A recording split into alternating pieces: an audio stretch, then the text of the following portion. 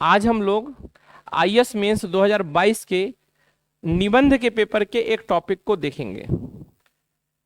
Topic आपके सामने दिख रहा होगा, forest are the best case study for economic excellence. आर्थिक समृद्धि हासिल करने के लिए वन सर्वोच्च प्रतिमान होते हैं।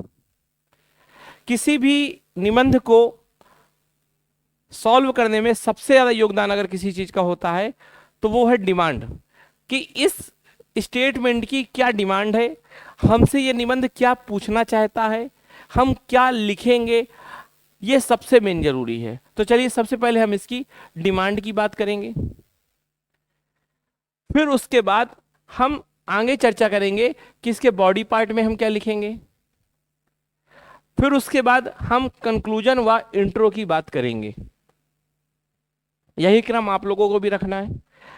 अब ये चारों पे अगर आपने अच्छी कमांड हासिल कर ली तो बस निबंध का डर खत्म, होता ही इतना ही निबंध।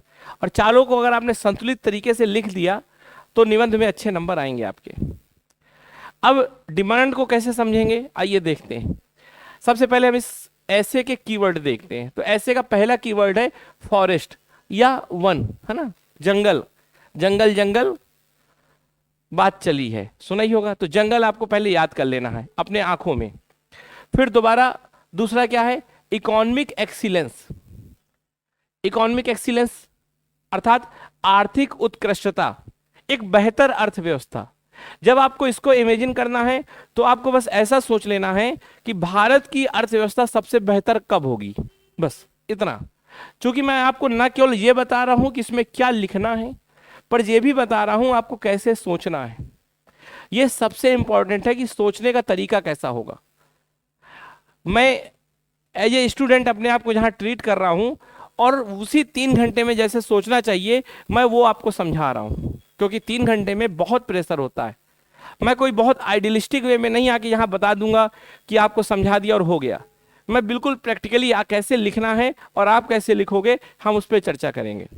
तो फॉरेस्ट हो गया, इकोनॉमिक एक्सीलेंस हो गया, और तीसरा कीवर्ड है केस स्टडी। इसके बारे में हमने बता ही दिया क्या है, जंगल। इसके बारे में बता दिया है कि आर्थिक रूप से बेहतर होना। और केस स्टडी का मतलब होता है कि कोई ऐसी घटना या ऐसा कोई फिनोमिना जिससे हम कुछ सीखते हैं। जैसे मान लीजिए मुझसे कोई कहे कि तुम्हें उसको केस स्टडी के तौर पे देख लो और काफी कुछ सीखोगे, तो मैं शायद एक टीचर के तौर पे देखूंगा कि वो कैसे पढ़ाते हैं और उससे चीजें सीख लूंगा। एक छात्र के तौर पे अगर मुझसे कोई कहे कि तुम किसी टॉपर को देख लो एज ए केस स्टडी, तो मैं टॉपर को देखूंगा और उससे सीखूंगा। तो सेम वही बात यहां कही जा रही है कि एक इकोनॉमिक एक्सीलेंस पाने के लिए, एक बेहतर अर्थव्यवस्था बनने के लिए किसी जंगल को आप अपना आदर्श बना लीजिए और जंगल से आप सीखिए कि आपको क्या क्या करना है, और साथ में जंगल से यह भी सीखिए कि आपको क्या क्या नहीं करना है। जब किसी इंसान से आप बहुत बेहतर तरीके से सीखना चाहते हैं ना, तो उस इंसान की अच्छी बातें तो लेनी ही हैं, पर उसमें यह भी देखना है कि क्या इसमें नकारात्मकता है जो आपको दूर भी करना है। एक समग्र एनालिसिस करने के लिए यह चीज जरूरी है। तो हम ये कह सकते हैं कि इस कोटेशन की डिमांड क्या थी कि जो भी चीजें जंगल में अच्छी चीजें हों उसको भारतीय अर्थव्यवस्था में कैसे लाएं, या भारतीय अर्थव्यवस्था उसको क्या सीखे। तो जो भी प्लस चीजें हैं उसे भारतीय अर्थव्यवस्था से जोड़ना है और बताना है कि भारतीय अर्थव्यवस्था इसको कैसे ला सकती है, और जो भी इस जंगल में नेगेटिव चीजें हैं हमें वो भी लिखना है कि हम उसे कैसे दूर करेंगे। और इस तरह से हम जंगल को एक आदर्श के तौर पे लेके चलेंगे। यह चीज बहुत जरूरी है क्योंकि यही आपको अलग बताएगा सबसे। चलिए अब हमें बॉडी पार्ट तैयार करनी है, और बॉडी पार्ट में हमें क्या देखना है, जंगल में जो पॉजिटिव है और जो निगेटिव है उसे भारतीय अर्थव्यवस्था के संदर्भ में देखना है। मैं बार बार जहां भारतीय अर्थव्यवस्था बोल रहा हूं क्योंकि हम उसी को पढ़ते हैं, उसी को इमेजिन करते हैं। अभी सोचने की बात चल रही है, लिखने की नहीं। लिखने पे कैसे काम करेंगे वो आगे चर्चा करेंगे। क्योंकि जब भारतीय अर्थव्यवस्था की बात करते हैं तो सोचना बहुत सरल हो जाता है, और बी प्रैक्टिकल, बहुत आसानी से काम करने की आदत डालो। चलिए अब हम गौर से देखें कि हमें इकोनॉमी और फॉरेस्ट, ये दो चीजों के बीच में काम करना है, ठीक। तो हम देखते हैं कि इकोनॉमी में कुछ सोचें या कुछ फॉरेस्ट में सोचें, और दोनों के बीच में कैसे सामंजस्य कर सकते हैं इसकी कोशिश करेंगे।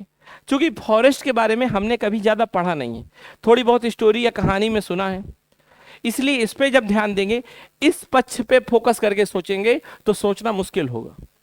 पर यदि हम यहाँ पर सोचें, क्योंकि हमने इसको तो 2-3 साल से पढ़ ही रहे हैं, और यदि हम यहाँ चीज़ें सोचें और उसको यहाँ से अप्लाई कर दें, है ना, तो चीज़ें बहुत आसान होंगी। तो कहने का मतलब पहले हम इकोनॉमी के बारे में सोचेंगे और बाद में उसे जंगल से तुलना कर देंगे और बता देंगे कि हम जंगल से ये सीख सकते हैं, है ना। तो हम लिखेंगे उल्टा और सोचेंगे कुछ इस तरह से। अब देखिए कैसे, जैसे इकोनॉमी में सबसे ज्यादा जरूरी होता है ग्रोथ, है ना, या आर्थिक समृद्धि, और जंगल से ये आप सीख सकते हो कि जंगल भी क्या होता है, बंजर से एक हरा भरा मैदान बनता है, एक जंगल बनता है, एक संपन्न जंगल बनता है। तो वैसे ही इकोनॉमी में भी तो ग्रोथ की बात होती है। जब भारत आजाद हुआ था तो कुछ नहीं था, और आज आप देखिए 5वें नंबर की अर्थव्यवस्था बन गए।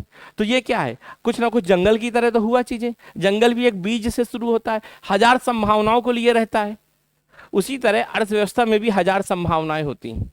फिर जब दिमाग में ग्रोथ शब्द आ जाए तो तुरंत आपको आना चाहिए इंक्लूसिव ग्रोथ, और फिर उसको तुरंत अर्थव्यवस्था से जोड़ लो, उससे सॉरी जंगल से जोड़ लोगे कि जैसे समावेशी विकास की बात हम आज कर रहे हैं, तो जंगल में तो समावेशी होता है। क्यों? क्योंकि जंगल तो सबके लिए, सबका साथ सबका विकास, तो आपको जंगल से जोड़ देना है।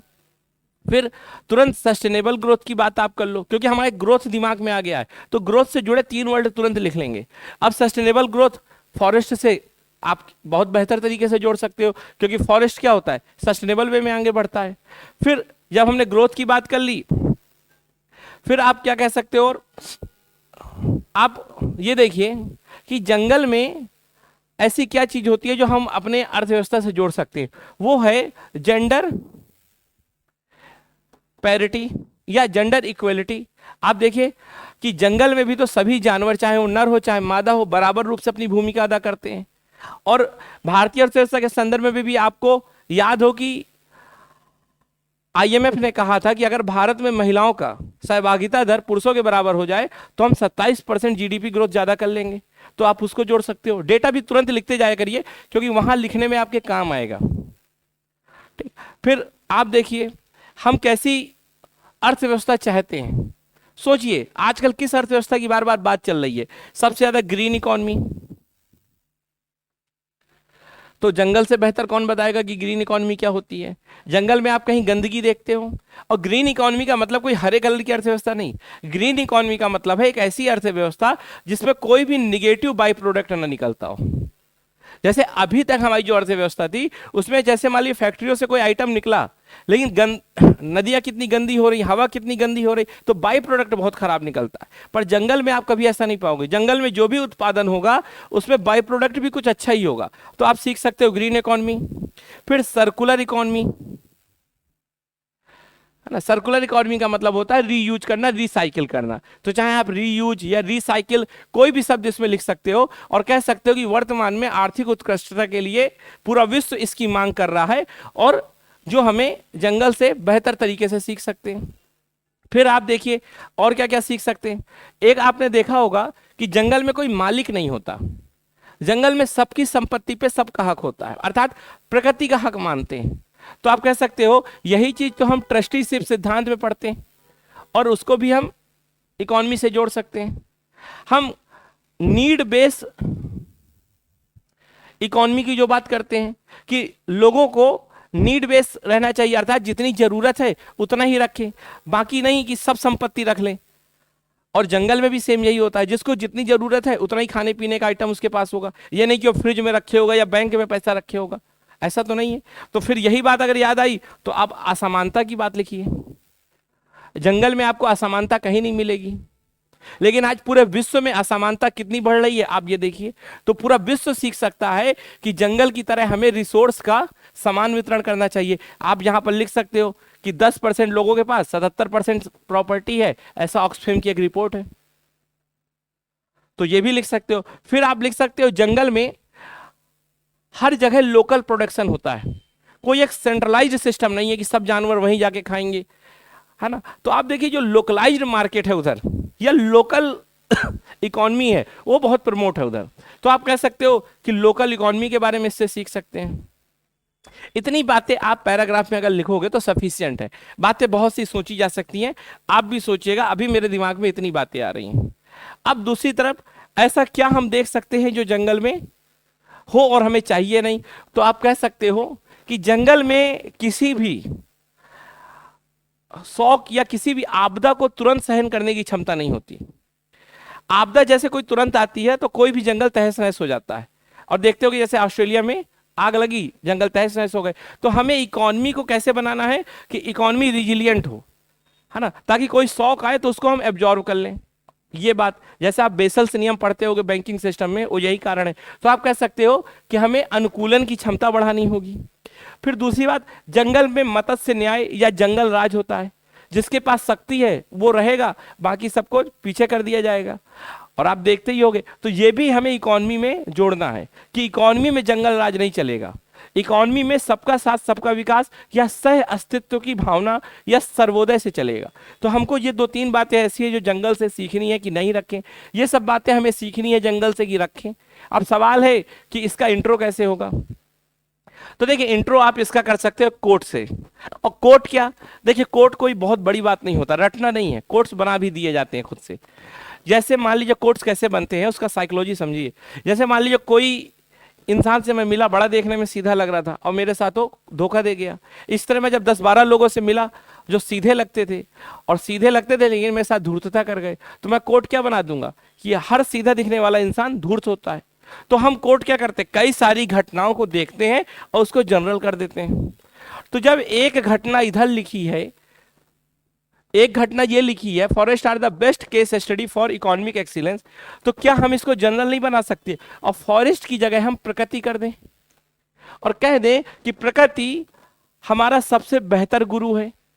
और इस कोट से हम बाद में ऐसे की शुरुआत कर देंगे कि आखिर देखते हैं कि कैसे प्रकृति हमें सबसे बेहतर सिखाता है। और फिर 3-4 क्वेश्चन बनाएंगे, है ना, कि प्रकृति या फॉरेस्ट से क्या तात्पर्य, हम उससे क्या सीख सकते हैं, क्या नहीं सीख सकते, और आज कैसे सीखेंगे, हमें उसके लिए क्या करना चाहिए। तो शिक्षा का मॉडल अपना बदलना चाहिए, प्राइमरी एजुकेशन से हमें फॉरेस्ट और नदियों के महत्व को बताना चाहिए। तो ये सब चीज़ें हम लिख के फिर कंक्लूड कैसे करोगे। तो कंक्लूड जब भी कोई करना टॉपिक, तो एक व्यक्ति में उसका क्या फायदा होगा, इससे एक व्यक्ति, एक समाज, एक राज्य और एक राष्ट्र और एक विश्व को इससे क्या फायदा होगा वो लिख दोगे, आपका हो गया कोट, सॉरी कंक्लूजन कंप्लीट हो गया। अब किसी महान शख्सियत का भी इसमें नाम आप ला सकते हो। जैसे रविन्द्रनाथ टैगोर हमेशा कहते थे कि जो चीज प्रकृति कर रही है वो नैतिक है। तो इसीलिए जब आपको सवाल हो कि क्या सही क्या गलत, तो प्रकृति की ओर देख लीजिए। और प्रकृति ने हमें सब कुछ सिखा रखा है पहले से ही। तो अगर रविन्द्रनाथ टैगोर का आपको ये कॉन्सेप्ट याद है, ये देखिए कोई कोट नहीं है, रविन्द्रनाथ टैगोर का कॉन्सेप्ट है। इस तरह आप प्रमुख जितने भी फिलोसफर्स हैं या जितने भी प्रमुख व्यक्तित्व हैं उनका सार याद रखिए, तो आप ना हर ऐसे में उनको यूज कर सकते हो। रटने वाली कोई बात ही नहीं है, समझ में आई बात। तो इस तरह से आप इसको लिख सकते हो। और अब आपके लिए एक होमवर्क है कि छात्र जीवन में नदियों को कैसे देखा जा सकता है, या ये कह सकते हैं आप कि river are the best case study for for student excellence. तो ये आपके लिए होमवर्क है और इसको कमेंट के माध्यम से समझाइएगा। धन्यवाद।